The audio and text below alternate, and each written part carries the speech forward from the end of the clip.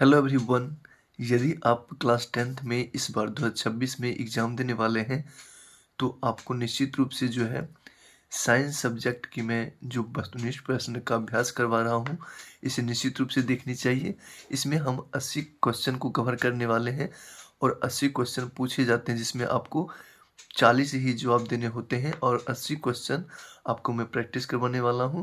और आप निश्चित रूप से अगर आप अभी तक तैयारी कर चुके हैं तो इस क्वेश्चन को जरूर देखना चाहिए क्योंकि ये सारे मोस्ट वीवीआई क्वेश्चन हैं जो आपके एग्जाम में रह सकते हैं।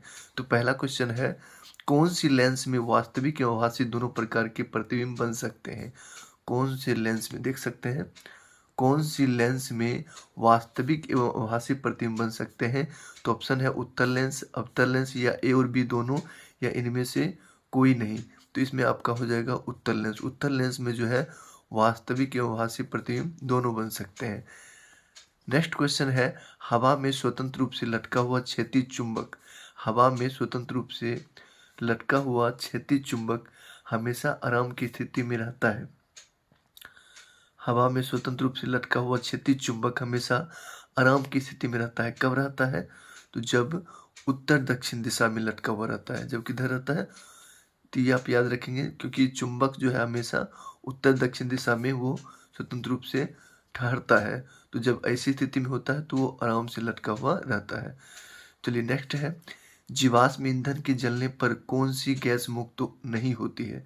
जीवाश्म ईंधन के जलने पर कौन सी गैस मुक्त नहीं होती? ऑप्शन है oxygen gas, carbon dioxide gas, sulphur oxide gas या इनमें से कोई नहीं।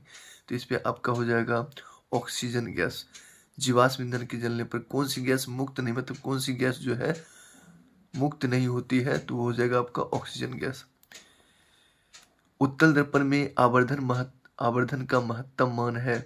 उत्तल दर्पण में आवर्धन का महत्तम मान क्या है? तो उत्तल दर्पण में आवर्धन का महत्तम मान 1/2 होता है। ये आप याद रखेंगे, उत्तल दर्पण में आवर्धन का महत्तम मान 1/2। प्रकाश संश्लेषण के लिए दृश्य प्रकाश स्पेक्ट्रम का सबसे प्रभावी रंग है। प्रकाश संश्लेषण के लिए दृश्य प्रकाश स्पेक्ट्रम का सबसे प्रभावी रंग क्या है?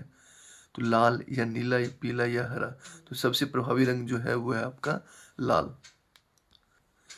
क्वेश्चन नंबर 6 है, किस युक्ति में विभक्त विलय दिक् परिवर्तक कार्य करता है? किस युक्ति में विभक्त विलय दिक् परिवर्तक कार्य करता है? तो ऑप्शन है विद्युत मोटर या गैल्वेनोमीटर या वोल्टमीटर या विद्युत जनित्र। तो इसके ऑप्शन नंबर ए जो है बिल्कुल सही है। विद्युत मोटर में जो है विभक्त विलय दिक् परिवर्तक कार्य करता है। प्रतिरोधकों के एक संयोजन में से एक प्रतिरोधक को हटा देने पर, प्रतिरोधकों के संयोजन में जो समांतर संयोजन या श्रेणी क्रम संयोजन होता है उसमें से प्रतिरोधक को हटा देने पर कुल प्रतिरोध बढ़ जाता है। यह संयोजित था समांतर में या श्रेणीबद्ध में, या कहा नहीं जा सकता है इनमें से कोई नहीं। तो इसमें आपका ऑप्शन दिया हुआ है ये सब, इसमें ऑप्शन कौन सा हो जाएगा? तो इसमें हो जाएगा समांतर में। नेक्स्ट है, नाभिकीय ऊर्जा प्राप्त करने के लिए निम्नलिखित में कौन सा आवश्यक है? नाभिकीय ऊर्जा प्राप्त करने के लिए कौन सा आवश्यक है?